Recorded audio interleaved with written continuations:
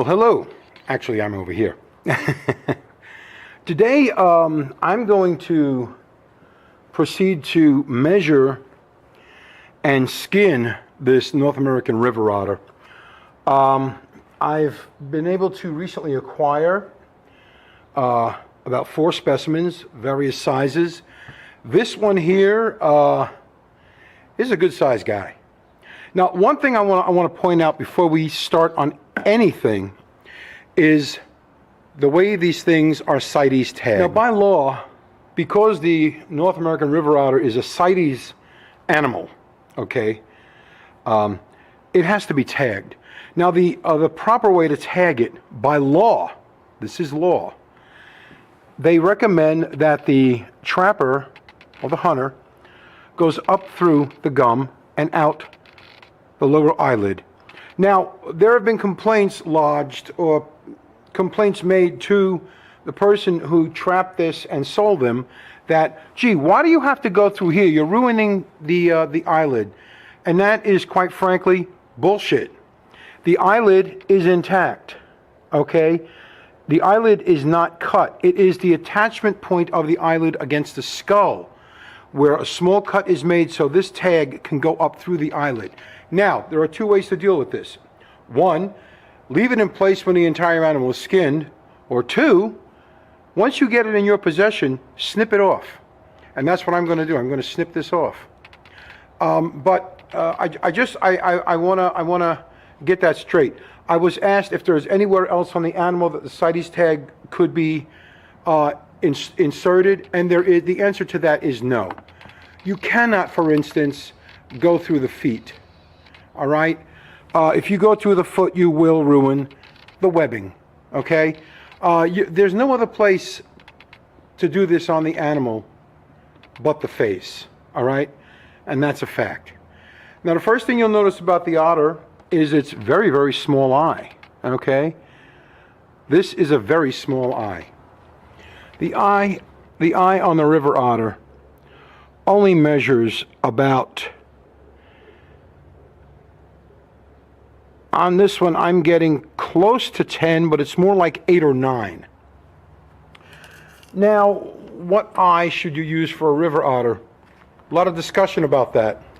Some of the discussion revolves around the use of the so-called bubble eye, which is a purplish black, blackish purple hollow eye.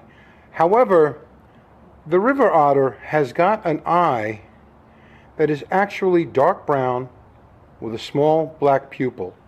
These are 9mm bird eyes, cup type eye, and these are what I prefer to use in my otters and my raccoons. First thing I'm going to do is remove the CITES tag. Now, there is an end that's molded with the round portion on it. The other end is what is inserted down into the little slot of the tag itself. And a good heavy-duty lineman scissor cuts right through that. I then gently work this out. I wipe it off because I keep this. This can be kept along with the invoice from your client, or what I do is I keep them with the measurement chart until it's mounted. Then sometimes I will go ahead and I will put it under the base. And when I send it out to the tannery, I send it out without the CITES tag. I keep that in my possession. I do let the tannery know the CITES number. They do get the CITES number. Now, this little glass eye is a 9mm. That would go in here like so. 9mm. That's a perfect size right there for North American River Otter. As you can see in the photos of live river otters, they have brown eyes.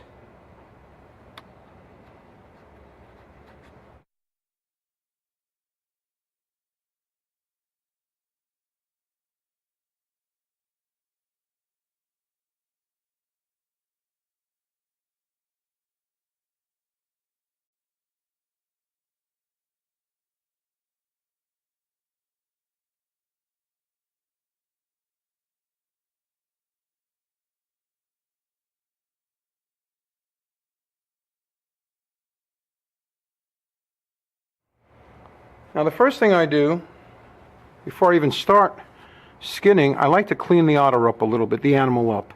Whether it be a raccoon, otter, whatever, mink, doesn't matter. I like to clean them up, and I use a little Chemol 4 solution for that. I just want to get the blood, the excess blood off.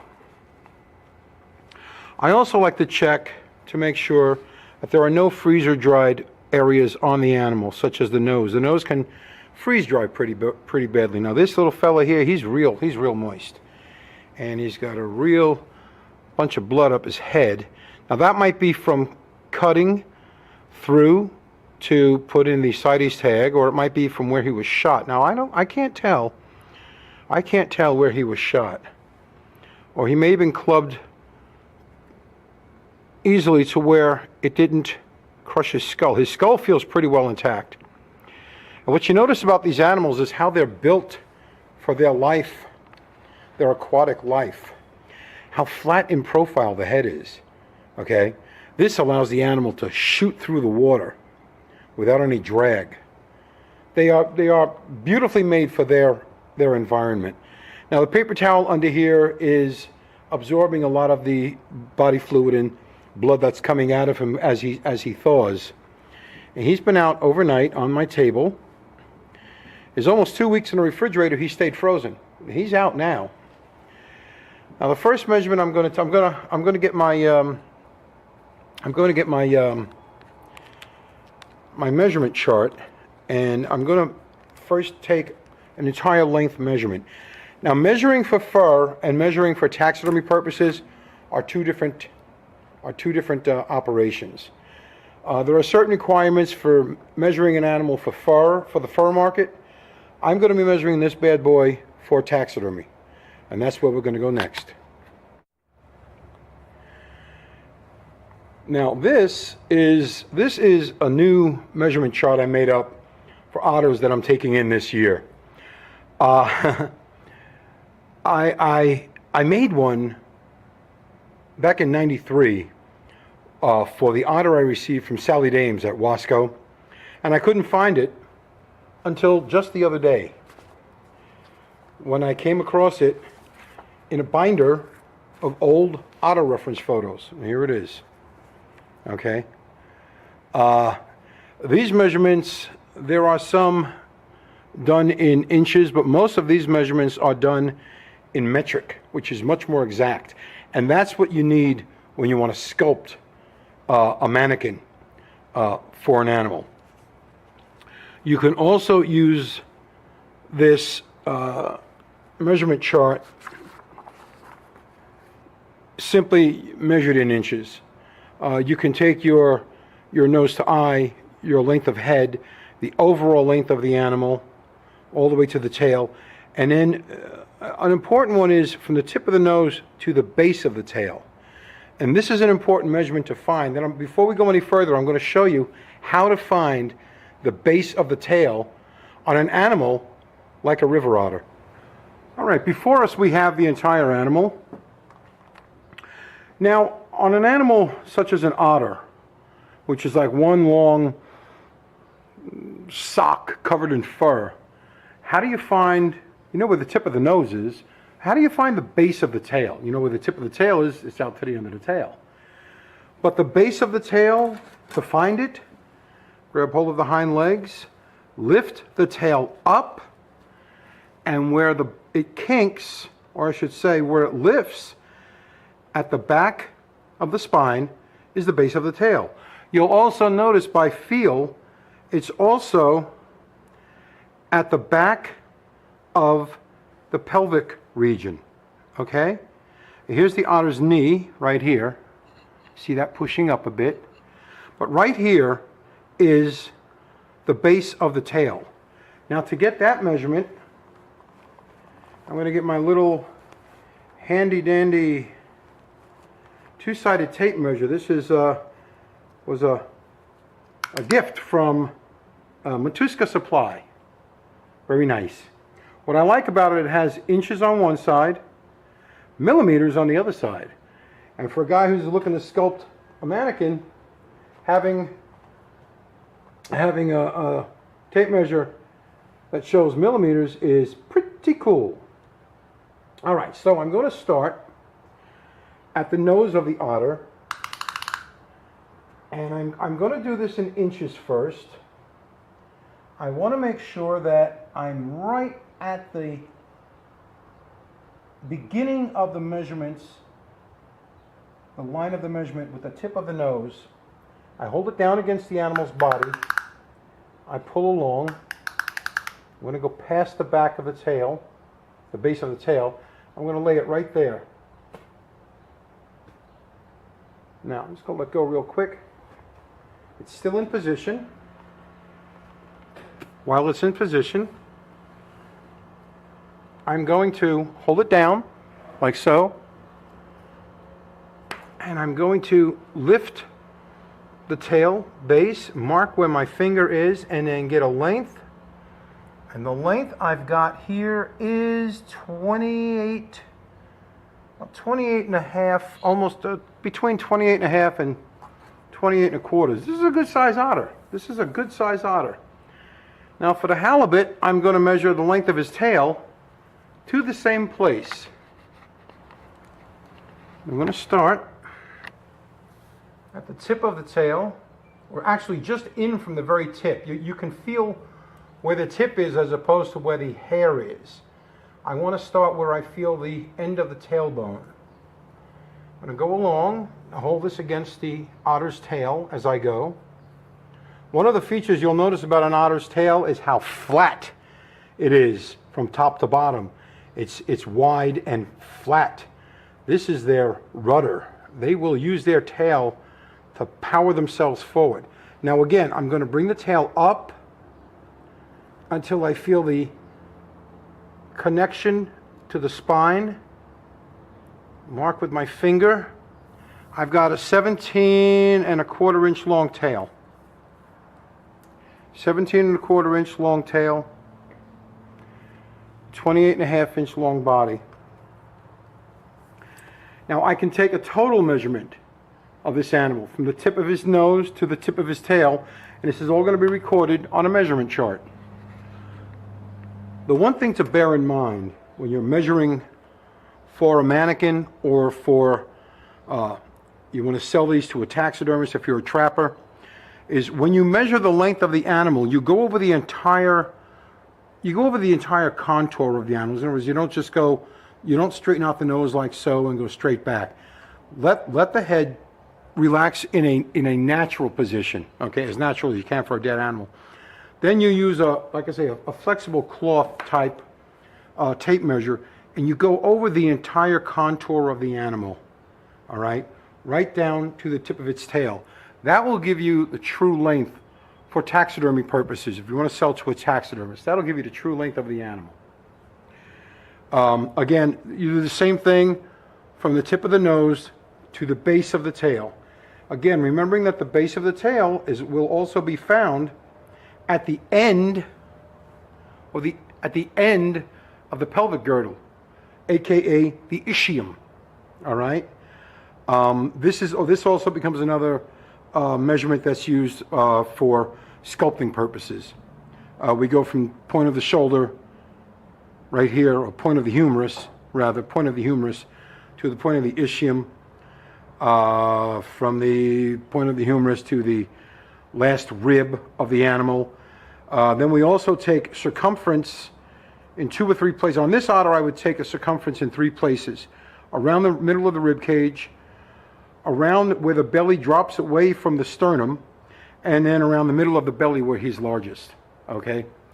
I will also measure the length of the hind foot from the pad to the heel.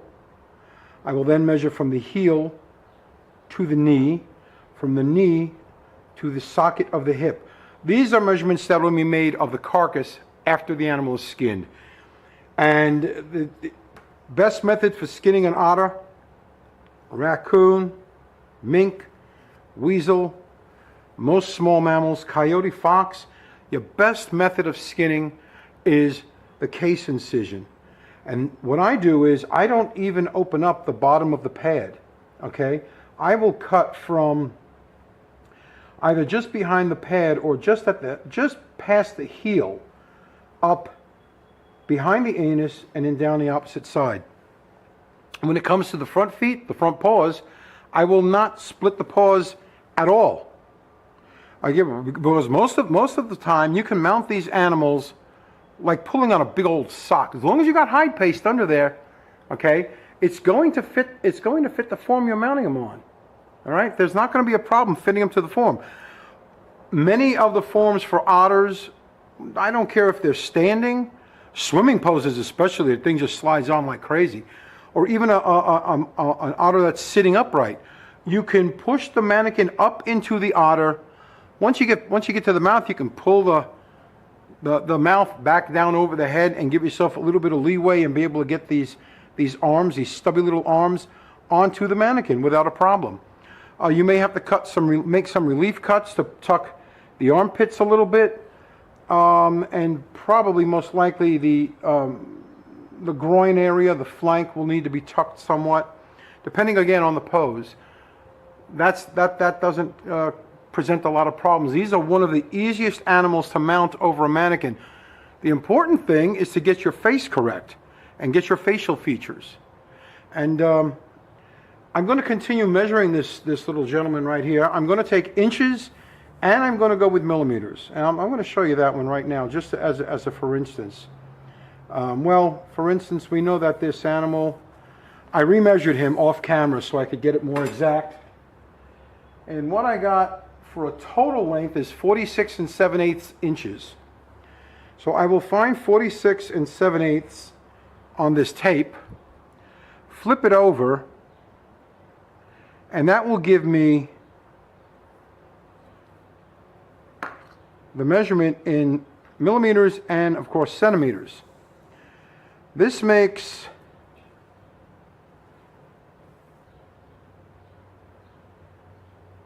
this otter almost 120 centimeters long. 20. No, that's right, 120 centimeters. Yeah, it's 120 regardless. That's his total length. Now going around the belly of around the chest of this little beauty, lift him up. Get this under him like so. We come around. We get a chest measurement. This is easy to do. They don't have a lot of body fat. And what I've got here on his chest, I've got him at just about, I pull tight, 15.5 inches around the chest. We go here where the belly drops. We've got 17.5, and around the middle where his belly bulges, we've got 19 inches. I'm going to say those are good circumference measurements that you would need to order a mannequin. When I sculpt him, I'm going to need measurements going through the body, which means I'll be using my calipers and I will be going through the body at various points according to my measurement chart. From the spine to the sternum, from the spine to where the belly drops away from the sternum, and from the lumbar region down to his belly. Then he'll be measured, that will be the height. Then I'll be getting rather the depth of the animal. Then I'll be measuring his width, which is going through side to side on the ribs, the belly. They'll get those measurements for the arms, the legs, the neck, the head, the tail, the whole damn thing, to quote Quint from Jaws. I'm going to go ahead and finish measuring, and then I will show you my measurement chart in both inches and in millimeters, which is what I'll need for sculpting the mannequins. I've got 4 otters to do this season. I'm going to make 4 forms. I'm going to recreate the otter laying on the back and the standing otter. These are the same forms I did for Wasco when it was Wasco. Since it's been taken over, these forms have really been priced ridiculously out of range of the average consumer. if somebody wanted to buy a form to mount an animal for themselves, they're practically shit out of luck. So I want to try and recreate some mannequins where the price will not be prohibitive to a lot of guys and gals who want to mount a quality mount on a quality mannequin. That's my yacht.